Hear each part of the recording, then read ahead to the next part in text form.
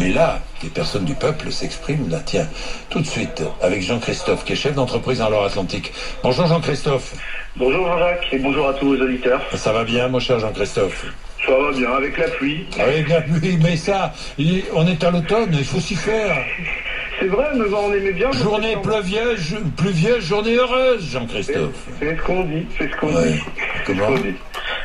Oui, allez-y. C'est bon pour les champignons, Jean-Jacques, non? C'est bon pour les champignons, Mathieu. Ça, c'est vrai. Après les chaleurs, s'il y avait un peu de pluie par-dessus, je peux vous dire que c'est bon pour les champignons. Allez-y, Jean-Christophe. Tant qu'il n'y a pas de vent. Oui, c'est vrai. Donc moi, je voulais réagir par rapport aux propos de Xavier Bertrand, que j'ai trouvé plutôt sur la bonne voie ce matin, surtout lorsqu'il a commencé à dire qu'il fallait voir pour réformer notre système de sécurité sociale, et que lorsqu'il a commencé à parler de la retraite par répartition. Oui. Alors, le problème, c'est que... Non, par capitalisation. Par capitalisation. Oui, ce n'est pas pareil. Non, tout à fait, oui. Le gros problème de cela, c'est qu'il vous dit, j'ai du courage, je sais que ça va pas aller dans les sondages, mais je le dis. Mais il a qu'à dire la vérité, c'est que depuis 20 ans aujourd'hui, chaque Français, dès lors où il choisit une assurance santé et une assurance vie, peut s'assurer pour la retraite et pour la santé où il veut. Exact. C'est tout. Et la vérité de cela, c'est pas compliqué. Moi, je vous donne mon exemple. Moi, je suis gérant d'entreprise, je suis au RSI. Le RSI me prend 54% de tous mes revenus personnels et je paye mes impôts à côté. Ça, c'est un fait.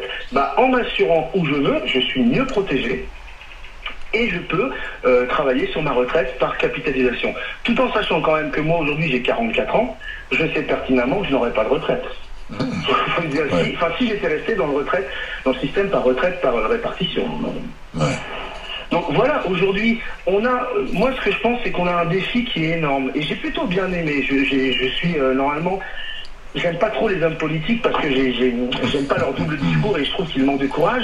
Et j'ai plutôt bien aimé ce qu'il a dit ce matin, M. Xavier Bertrand. Il a commencé à ouvrir des portes. Mais il y va vraiment sur la pointe des pieds. Et aujourd'hui, notre plus grand défi en France, c'est de faire les choses. C'est de faire les choses et d'avoir le courage de les faire. Et cela, aujourd'hui, il suffit juste d'appliquer la loi européenne. La loi européenne dit, vous êtes français, vous travaillez, vous pouvez aller vous assurer où vous voulez pour votre santé et pour votre retraite. Voilà, c'est pas plus compliqué. Et les Français qui vont... Oui, non, mais Jean-Christophe, je comprends ce que vous voulez dire. Mais les Français le font déjà. Les Français le font déjà, Jean-Jacques. Mais quand on essaye de le faire, je peux vous assurer, et là c'est du vécu, parce que c'est mon cas, je comprends. Alors, je peux vous assurer que le RSI vous envoie des huissiers, le RSI... Il faut dire que, vu l'organisation du RSI, il faut dire que j'ai rarement vu une administration aussi désorganisée. Je le dis tout de suite, alors là...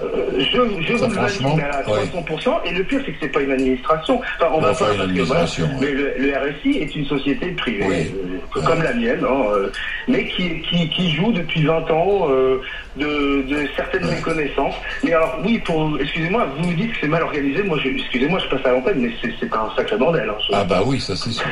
Bien, merci Jean-Christophe, bonne journée. Je vous en prie Jean-Jacques, je voulais juste dire à ma femme et à mes deux petits-enfants que je les aime, mais je les aime. C'est un truc de fou.